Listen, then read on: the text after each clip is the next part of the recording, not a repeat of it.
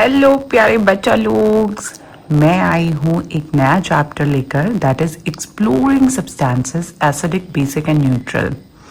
तो इस चैप्टर का सबसे सुपर एक्सप्लेनेशन मैं करने वाली हूँ, super simple I mean, so that आप लोगों को समझने में ईजी हो। And also I made notes, तो आप ये देख सकते हैं कि नोट्स किस तरह से बनाया जाता है एंड एनी टिप्स आपको एग्जाम में आंसर कैसे लिखते हैं बीच बीच में जहाँ पे भी ज़रूरत होती है। I am gonna give you, I am N experienced teacher and I teach in school. And उसके साथ साथ मुझे लगा कि इसके अलावा बहुत से ऐसे बच्चे हैं जिन्हें एक फ्री मीडियम चाहिए जिसके थ्रू वो अपना एनसीईआरटी का सिलेबस कवर कर सके। सो यही एंडेवर के साथ मैं आई हूँ and it's my new channels. I need support from all of you बच्चा लोग, so subscribe the channel and like the videos. If you really like my videos, first watch it and then decide it, so that I get motivation to make more and more videos and to get you more chapters for better explanation. ठीक है, so this is your book और ये हमारा chapter. तो बोले तो acid base and neutral चीज़ों के बारे में हम बात करेंगे। सदियों से ये टॉपिक चलता आ रहा है, ठीक है, हमारे टाइम से चल रहा है, पर हमारे टाइम पे टॉपिक का नाम कुछ था, पहले कुछ था, अभी नई एनसीईआरटी आई है, इसने कुछ और रखा है, पर जो एसेंस है चैप्टर का वो सेम है। तो सबसे पहले कहानी शुरू होती है, कुछ एक्सपेरिमेंट्स बच्चे कर रहे हैं स्कूल में। उसमें क्या था कि प्लेन शीट में जब बच्चे स्प्रे कर रहे थे तो कुछ नया लिखकर आ रहा था, कुछ नया उसमें अपीयर हो रहा था सडनली से, ठीक है। तो वो क्या था, वी गोना टेल। तो जो मेन बुलेट पॉइंट्स है जो आपको एग्जाम पॉइंट ऑफ व्यू से याद करना है वो मैंने यहाँ पे बनाए हैं, ताकि एग्जाम से पहले if you even read this notes and if you even watch my video before the exam, आपका फुल सिलेबस कवर हो जाएगा, क्योंकि पूरे एनसीईआरटी का समरी, पूरा निचोड़ मैं आपके लिए लेकर आया। I have read the chapter for you, ठीक है। तो पहला है नेशनल साइंस डे कब होता है, 28 फरवरी। एग्जाम में आपके जो साइंस टीचर है वो एक 1 मार्क क्वेश्चन बना सकते हैं कि when is the national science day, that is 28 फरवरी, ठीक है। नेक्स्ट टॉपिक स्टार्ट होता है एनसीईआरटी का, नेचर आवर साइंस लेबोरेटरी, कि नेचर ही हमारा एक साइंस का लैब है जिसमें हम बहुत तरह तरह के एक्सपेरिमेंट्स कर सकते हैं। कैसे एक्सपेरिमेंट, सबसे पहले हम लिटमस की बात करेंगे। लिटमस को एज एन इंडिकेटर कैसे यूज कर सकते हैं। लिटमस बेसिकली तो बेटा पहले तो हम एक लाइचन नाम का सब्सटेंस होता है, ठीक है। सो नेचर में एक लाइचन नाम का सब्सटेंस होता है जो मिलता है, उसको वो ट्री की बार्क से मिलता है, हम उसे एक्सट्रैक्ट करते हैं एंड देन उसे लिटमस नाम का इंडिकेटर बनाते हैं, ठीक है। Lime water and lime are 2 different thing. पहले तो उन्होंने बताया अगर आपके एग्जाम में लाइम वाटर या लाइम पूछे तो बेटा आप ये याद रखना, लाइम मतलब हमेशा लेमन नहीं होता है। यहाँ पे अगर सिर्फ लाइम लिखा है दैट मीन्स लेमन, पर अगर लाइम वाटर लिखा है तो वो हमारा कैल्शियम हाइड्रोक्साइड होता है। मतलब कैल्शियम को जब हम वाटर में मिक्स करते हैं, यानी चूना को जब हम पानी में मिक्स करते हैं तो वो चूना का पानी हो जाता है, जिसे केमिकल नेम है कैल्शियम हाइड्रोक्साइड। उसका सिंबल है Ca ब्रैकेट में OH2। हाइड्रोक्साइड को हमेशा हम ब्रैकेट में लिखते हैं। So this is calcium hydroxide, correct. इसको इस तरह से लिखा जाता है। लाइम वाटर को इसमें इधर बताया मैंने, इजीली हम प्रिपेयर कर सकते हैं। जो आपका लाइम है, चूना है, अब लाइम जो इंग्लिश वाला लाइम है वो लेमन है, और साइंस में लाइम का मतलब होता है चूना, जिसे हम कैल्शियम ऑक्साइड बोलते हैं। तो ये कैल्शियम ऑक्साइड का जब वाटर से रिएक्शन होता है तब ये कैल्शियम हाइड्रोक्साइड बनाता है, ठीक है। तो इसमें जब हम चूने में पानी मिला दें और थोड़ी देर के लिए रख दें, ठीक है, सपोज 1 घंटे के लिए रख दीजिए और फिर उस पानी को आप फिल्टर करिए, तो जो आपको मिलेगा वो लाइम वाटर होगा। तो आप बाजार में जाके लाइम ला सकते हैं, चूना, उसको पानी में मिला दो, आपको थोड़ी देर रहने दो 1 घंटे जितना, और उसके बाद जो नीचे सेटल डाउन हो जाएगा और ऊपर ऊपर जो पानी रह जाएगा वो लाइम वाटर है, उसको आप अलग से कंटेनर में डाल दीजिए। तो उससे आप फिर कोई भी एक्सपेरिमेंट कर सकते हैं, ठीक है। There is gonna be lot of experiments जिसमें कैल्शियम हाइड्रोक्साइड यूज होता है, ठीक है।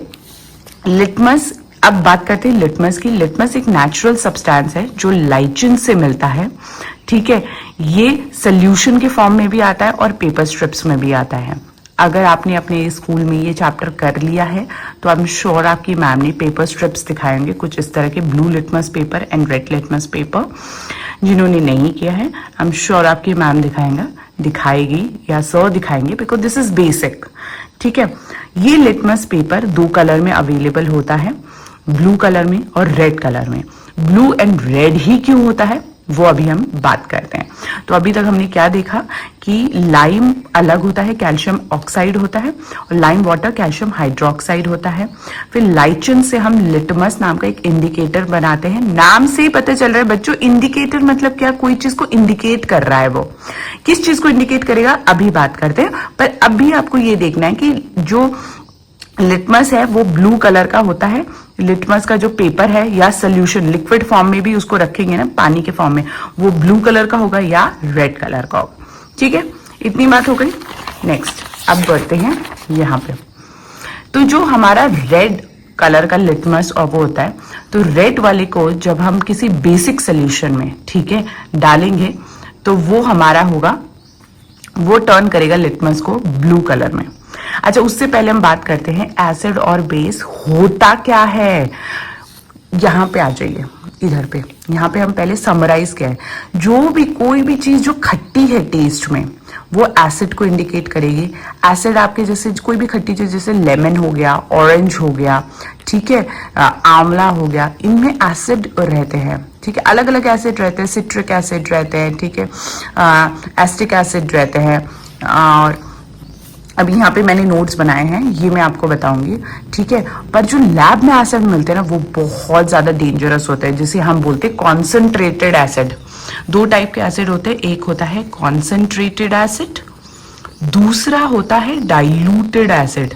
डाइल्यूटेड मतलब जब एसिड को पानी में मिलाया तो उसका जो करोजिवनेस है वो कम हो गया, पर जो प्योर फॉर्म में अवेलेबल है उसे कॉन्सेंट्रेटेड एसिड बोलते हैं। जैसे हाइड्रोक्लोरिक एसिड, सल्फ्यूरिक एसिड, तो उसको टच नहीं करना कभी भी। जो आपकी लेबोरेटरी में आपको देखने को मिलेगा कॉन्सेंट्रेटेड फॉर्म में, वो आपको करोजिव होता है, वो जला भी सकता है, बर्निंग भी दे सकता है, ठीक है। उसका नेचर एसिडिक होता है, खट्टा होता है, थोड़ा चिरमिराएगा, ठीक है।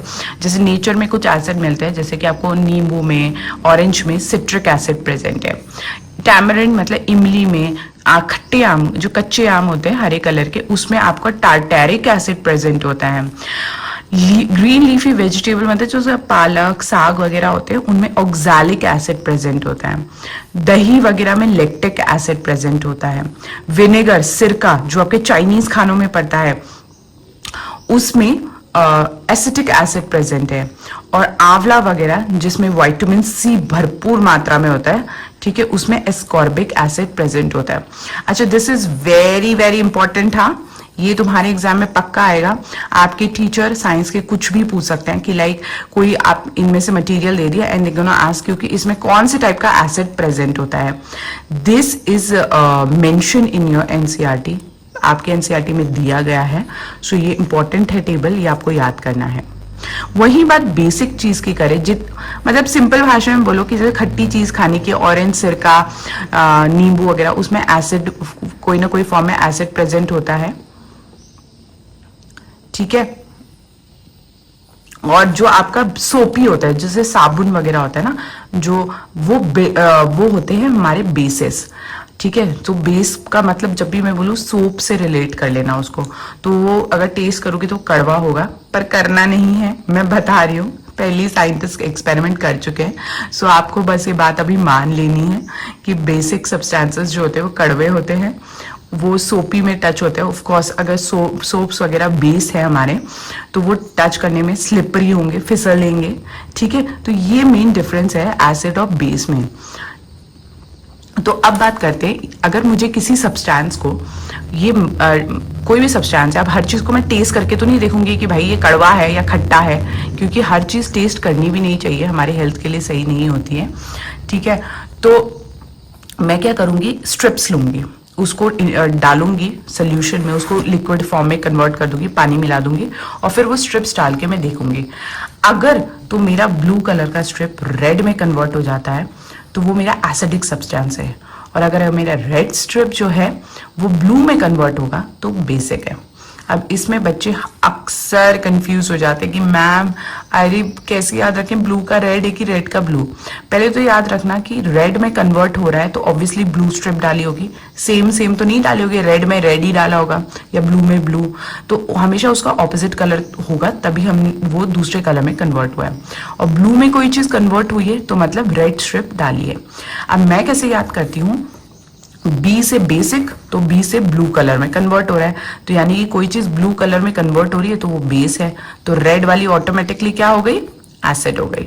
ठीक है, ऐसे आप कन्वर्जन याद करना। सो लिटमस हमारा क्या देता है, लिटमस क्या है, एसिड और बेस का इंडिकेटर है। ठीक है, दूसरे सब्सटेंसेस भी इंडिकेटर की तरह यूज हो जाते हैं, कुछ नेचुरल होते हैं और कुछ ही को लेबोरेटरी में बनाया जाता है, जिसे हम सिंथेटिक इंडिकेटर्स की बोलते हैं। ठीक है, तो सिर्फ लिटमस ही एक इंडिकेटर नहीं है, और भी बहुत इंडिकेटर्स होते हैं। आपकी एनसीईआरटी में सिर्फ और सिर्फ नेचुरल इंडिकेटर्स की बात हुई है, जो हम अभी इस चैप्टर में करेंगे। कुछ सब्सटेंसेस दिए हैं, इसमें हम देखेंगे कौन सा एसिड है कौन सा बेस है। तो लेमन जूस खट्टा है इसीलिए वो एसिड है, एसिड है तो वो किस में कन्वर्ट होगा, वो ब्लू लिटमस को रेड में कन्वर्ट करेगा, रेड में। सोप बेस होता है तो वो ब्लू में कन्वर्ट होगा, ब्लू में होगा तो मतलब रेड से ब्लू में कन्वर्ट हो रहा है। आंवला खट्टा होता है तो अगेन वो एसिड है, तो वो किस में कन्वर्ट होगा, रेड कलर में कन्वर्ट होगा। अगर उसमें पीएच स्ट्रिप डालेंगे ना, आपका लिटमस स्ट्रिप डालेंगे तो वो ब्लू कलर को रेड में कन्वर्ट करेगा। टैमरिंड वाटर, इमली का पानी, वो भी खट्टी होती है तो वो एसिड होगा, वो भी रेड कलर में स्ट्रिप को कन्वर्ट करेगा, यानी कि ब्लू कलर के स्ट्रिप को रेड में कन्वर्ट करेगा। विनेगर, सिरका, वो भी खट्टा होता है, उसमें एसिटिक एसिड प्रेजेंट है ना, हमने अभी बात करी, वो भी एसिड है तो वो रेड में कन्वर्ट होगा, तो वो ब्लू स्ट्रिप को रेड में कन्वर्ट कर रहा है। बेकिंग सोडा, अच्छा जितने भी सोप हैं, सोडा वगैरह हैं, वो सारे बेस होते हैं, तो बेकिंग सोडा क्या होता है, बेसिक सोल्यूशन में होता है, बेस होता है, तो वो ब्लू कलर में कन्वर्ट होगा। कहाँ से कन्वर्ट होगा, रेड जो आपका लिटमस पेपर है उसको ब्लू में कन्वर्ट करेगा। लाइम वाटर, चूने का पानी, ये भी बेस होते हैं, ये सारे लाइम, कैल्शियम ऑक्साइड, जहां पे भी बच्चों ऑक्साइड की बात आई या हाइड्रो ऑक्साइड की बात आई, ये सारे बेसिस होते हैं। ठीक है, उसके अलावा सोप वाले जितने होंगे वो बेस होंगे। ठीक है, जहां पे सोडा की बात आई वो सारे बेस होंगे। तो ये आपके कुछ की पॉइंट्स है, उसको देखकर आप ऑटोमेटिकली पता लगा लेंगे कि कौन सा मेरा एसिड है कौन सा बेस है। ठीक है, सो लाइम वाटर जो होता है वो मेरा बेस है, वो ब्लू कलर में कन्वर्ट होगा, किससे, रेड कलर से ब्लू कलर।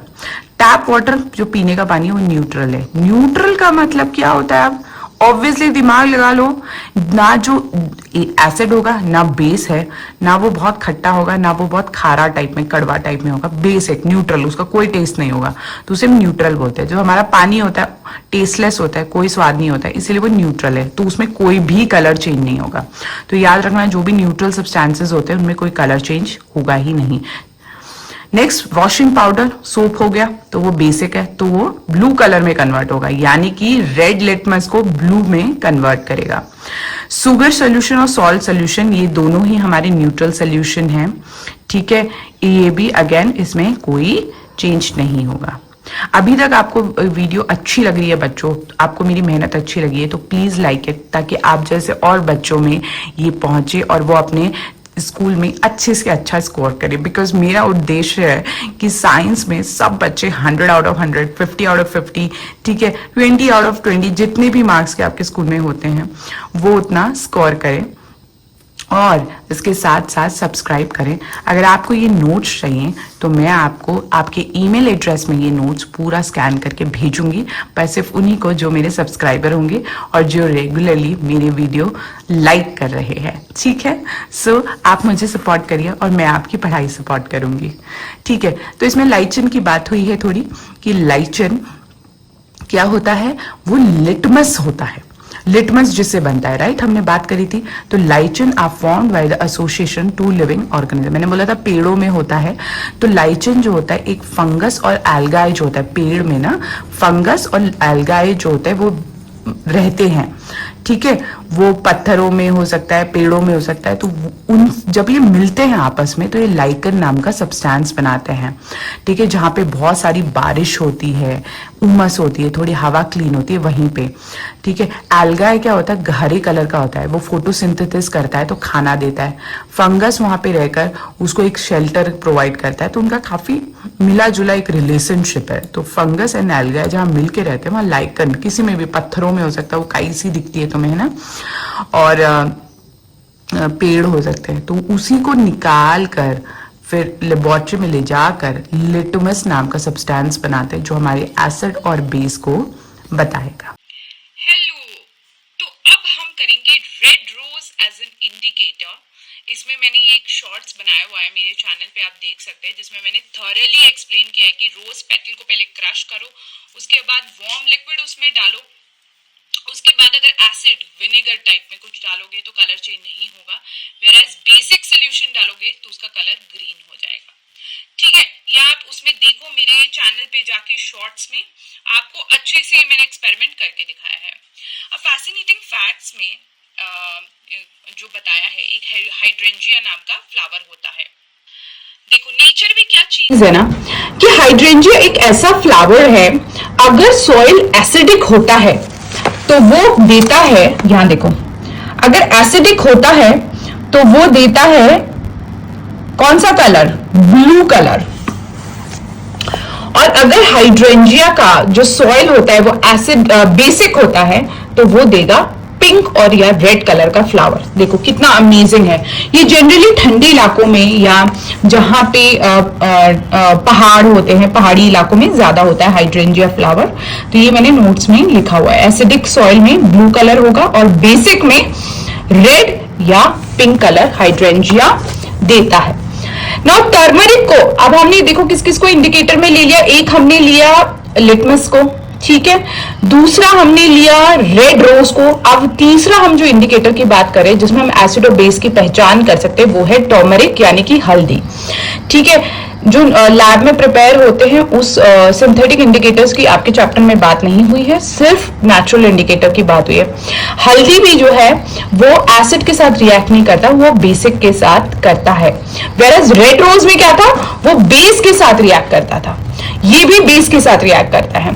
अगर तुम हल्दी को एक पेस्ट बनाओ, ठीक है, लिक्विड का, उसको ड्राई कर दो और उसको एक पेपर में लगा दो। अब उसमें सोप सोल्यूशन लो, इसका भी मैं जल्द ही एक वो डालूंगी शॉर्ट्स, ठीक है। उसमें अगर आप बेसिक सोल्यूशन में उसको ऐड करके कुछ लिखो तो टर्मरिक का बेस में रिएक्शन होती वो रेड कलर में चेंज हो जाएगा। वेरएज एसिड में लिक्विड में डिप करके उसमें टर्मरिक में कुछ लिखो तो कोई कलर चेंज नहीं होगा, वो येलो का येलो ही रहता है। ठीक है, तो ये है टर्मरिक एज एन इंडिकेटर की। देखो मेरा जो क्वेश्चन चैप्टर समझाने का तरीका है वो क्विक है और सिंपल लैंग्वेज में, बिकॉज आई नो यू बच्चा लोग कि तुम लोग के पास टाइम नहीं होता है और आप चाहते हो कि कम से कम टाइम में फटाफट हमें चैप्टर समझ आ जाए। तो आप लोगों की ही भाषा में क्विकली मैं ये चैप्टर समझा रही हूँ और साथ साथ जो आपके क्वेश्चन आपके टीचर पूछ सकते हैं वो मैं बताऊंगी, because as a teacher I know कि हम बच्चों में किस टाइप के question we are going to put it, और जिससे हमें पता चले कि चैप्टर की अंडरस्टैंडिंग बच्चों की है कि नहीं। एक जो क्वेश्चन तुम्हारे एनसीईआरटी में ही था कि टर्मरिक को गोल्डन स्पाइस बोला जाता है, तो ऐसा क्वेश्चन पुट अप हो सकता है आपके स्कूल में कि टर्मरिक को गोल्डन स्पाइस क्यों बोलते हैं। गोल्डन इसीलिए बोलते हैं क्योंकि उसका बहुत ही बेहतरीन बेनिफिट है हेल्थ में, आयुर्वेदा में। ठीक है, इससे हमारी बॉडी की इन्फ्लेमेशन, सूजन हो कहीं पे वो कम हो जाती है, मेटाबॉलिज्म से रिलेटेड कोई प्रॉब्लम वो ठीक हो जाती है, आर्थराइटिस, घुटनों जोड़ों के दर्द जो होते हैं वो भी हल्दी वगैरह से ठीक हो जाते हैं, आपके ब्लड में कोलेस्ट्रॉल, चर्बी ज्यादा है वो भी हल्दी से ठीक होते हैं, कोई मसल्स में दर्द है एक्सरसाइज करने के बाद वो भी टर्मरिक से फायदा देता है, और किडनी की हेल्थ में भी टर्मरिक से फायदा होता है। तो टर्मरिक का काफी कुछ बेनिफिट है, इस कारण टर्मरिक को गोल्डन स्पाइस बोला गया है। ठीक है, इसमें एक और चीज जो मैं ऐड करूंगी बच्चों कि जो रेडिश कलर है वो टर्मरिक में जब हम बेस मिलाते हैं वो टर्मरिक में रेड कलर में हो जाता है। उसका रीजन क्या है, क्योंकि कर्क्यूमिन कंपाउंड ठीक है। कर्क्यूमिन लॉन्गा बोल के टर्मरिक का साइंटिफिक नेम भी है। तो टर्मरिक के अंदर, हल्दी के अंदर कर्क्यूमिन नाम का कंपाउंड होता है, जिसके कारण ही जब हम कोई बेस उसमें ऐड करते हैं तो उसका रेड कलर हो जाता है। तो ये एक 1 मार्क क्वेश्चन आ सकता है, आपके टीचर पूछ सकते हैं कि what is the compound that is present in turmeric that converts the turmeric into red color when a base solution is added into it। ठीक है, इस टाइप के क्वेश्चन पुट अप हो सकते हैं। नाउ अब तो ये था अभी तक नॉर्मल इंडिकेटर्स की। अब हम बात करते हैं ऑल्फैक्टरी इंडिकेटर। ऑल्फैक्टरी ऑर्गन्स वगैरह जैसे आपने सुने होंगे, जिसमें सूंघने, ऑल्फैक्टरी का मतलब होता है स्मेल से।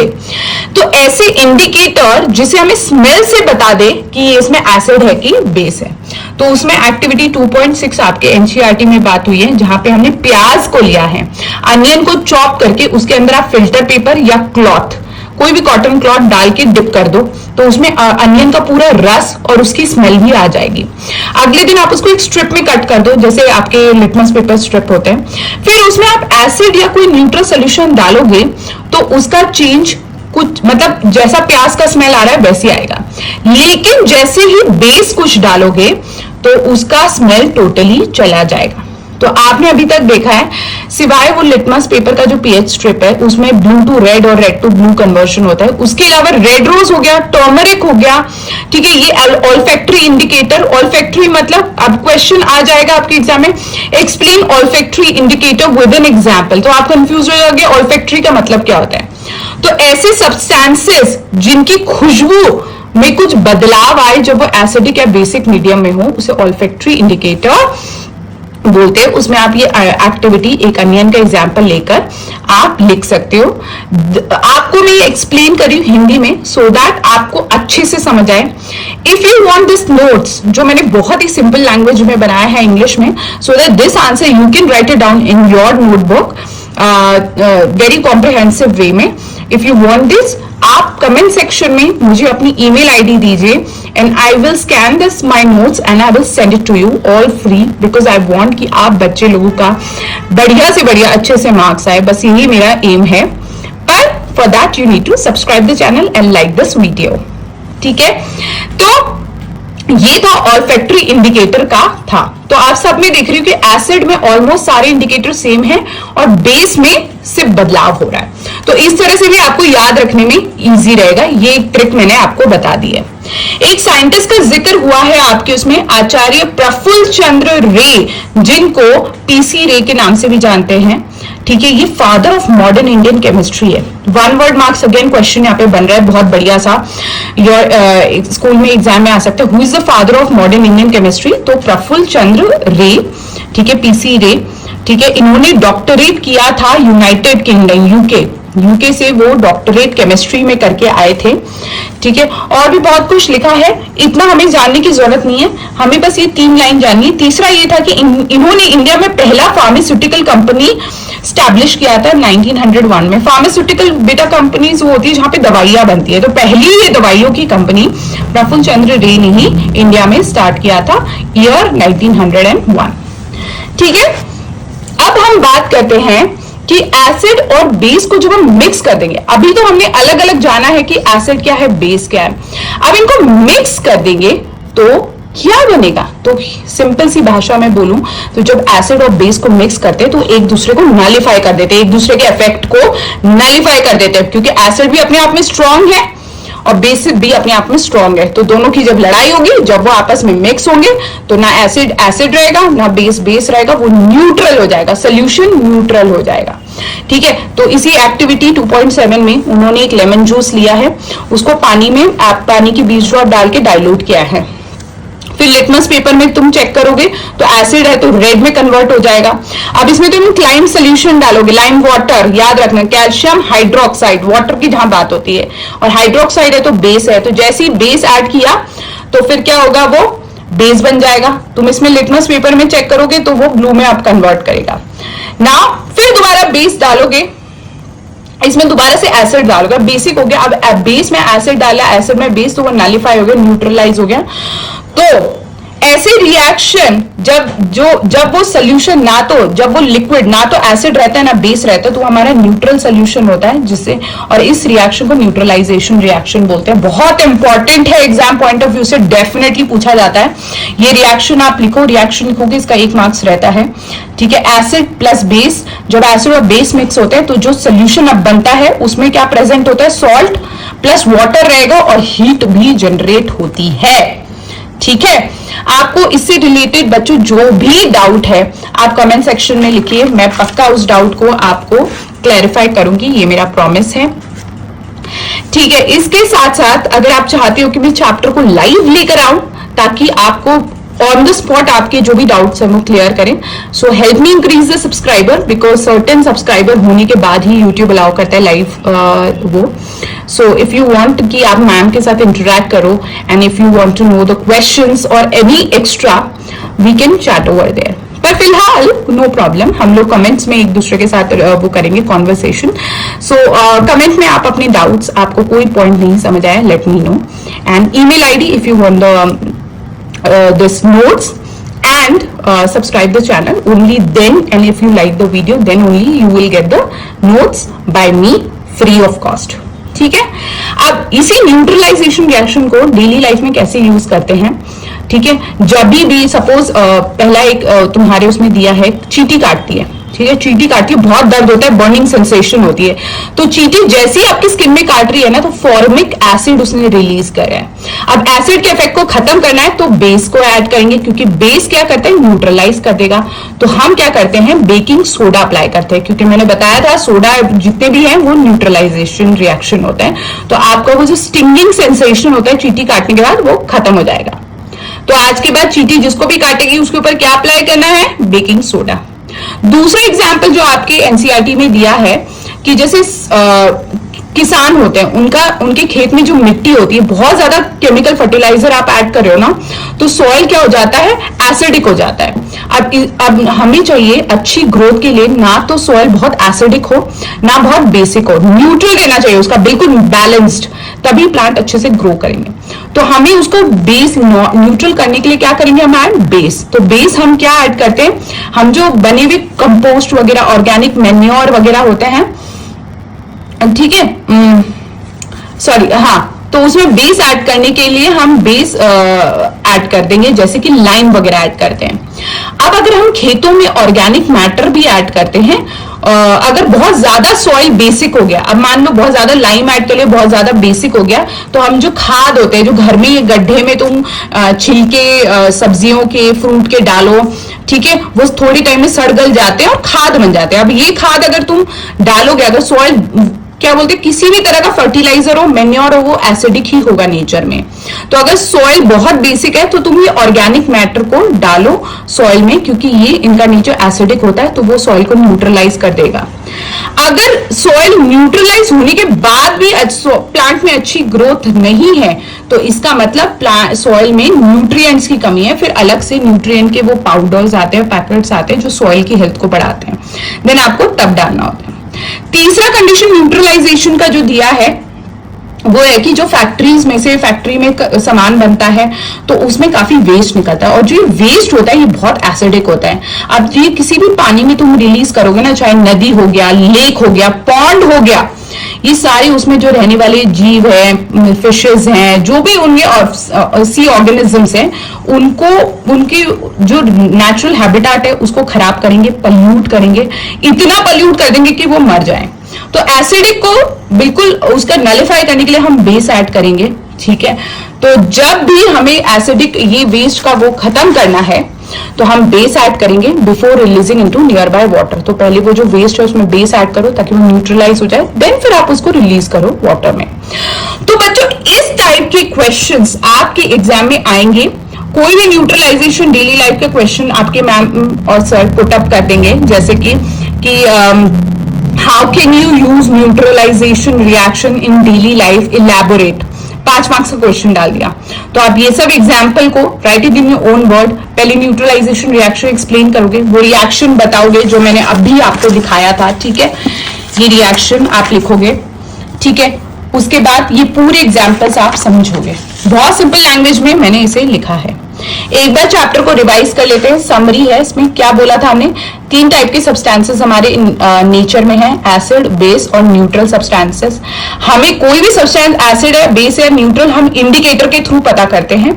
नेचुरल इंडिकेटर क्या होता है, लीचन, यानी कि जिससे हमने लिटमस बनाया था, रेड रोज, ठीक है, पर्पल कैबेज को भी यूज करते हैं, रेड हिबिस्कस को भी यूज करते हैं इंडिकेटर की तरह, टर्मरिक, ठीक है, जो आपके एनसीईआरटी में है वो मैंने समझाया है। बस ऐसा नहीं है कि सिर्फ यही इंडिकेटर है, इसके अलावा ये सब भी होते हैं और भी इंडिकेटर्स होते हैं। तो जब भी एसिड होगा, वो जो लिटमस है हमारा, उसको हमेशा किस में कन्वर्ट करेगा, रेड में, और बेस, बी से बेस, बी से ब्लू, ब्लू में कन्वर्ट कर देगा। रेड रोज जब इंडिकेटर होगा तो एसिड रेड ही रहेगा, पर बेस में ग्रीन कलर हो जाएगा।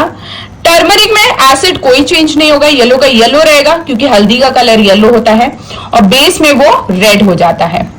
और एसिड प्लस बेस जब मिलाते हैं तो वो न्यूट्रलाइजेशन रिएक्शन होता है, जिसमें सॉल्ट बनता है, वाटर बनता है, हीट बनता है, जिसे हम डे टू डे लाइफ में न्यूट्रलाइजेशन रिएक्शन यूज करते हैं। एक और न्यूट्रलाइजेशन रिएक्शन मुझे याद आई है, जो आपके इसमें है नहीं, पुरानी एनसीईआरटी में था, जिसमें जैसे आपके पेट में एसिडिटी हो जाती है, बहुत ज्यादा बर्निंग सेंसेशन होती है, तो आप डाइजीन पीते हैं, जो कि मिल्क ऑफ मैग्नीशिया होता है, जो डाइजीन सोल्यूशन होता है, उसमें मिल्क ऑफ मैग्नीशिया वो बेस होता है। तो जब पेट में एसिडिटी बढ़ती है तो उसको कम करने के लिए, नलिफाई करने के लिए आप ये बेस सोल्यूशन यानी कि डाइजीन पीते हैं, जो मिल्क ऑफ मैग्नीशिया होता है, तो आपका पेट स्टेबल हो जाता है, बर्निंग सेंसेशन खत्म हो जाती है। तो ये भी एक पॉइंट आप, ये एक और एग्जांपल आप ऐड कर सकते हो, जो आपको एक एडेड एडवांटेज देगा अपने फ्रेंड्स से, बिकॉज ये आपकी एनसीईआरटी में मेंशन नहीं है। आप ये एक्स्ट्रा और ऐड करोगे तो your teacher will get impressed, wow इसको तो बहुत नॉलेज है ना। सो इसके साथ I conclude my chapter and I hope to see you in the next video very soon। और आप मुझे कमेंट सेक्शन में बताओ कि आपको इस चैप्टर के नेक्स्ट वीडियो में इस चैप्टर के क्वेश्चन के सोल्यूशन चाहिए या इलेक्ट्रिसिटी वाला चैप्टर एक्सप्लेनेशन चाहिए। I'll be looking forward for your comments and excited to see your reaction।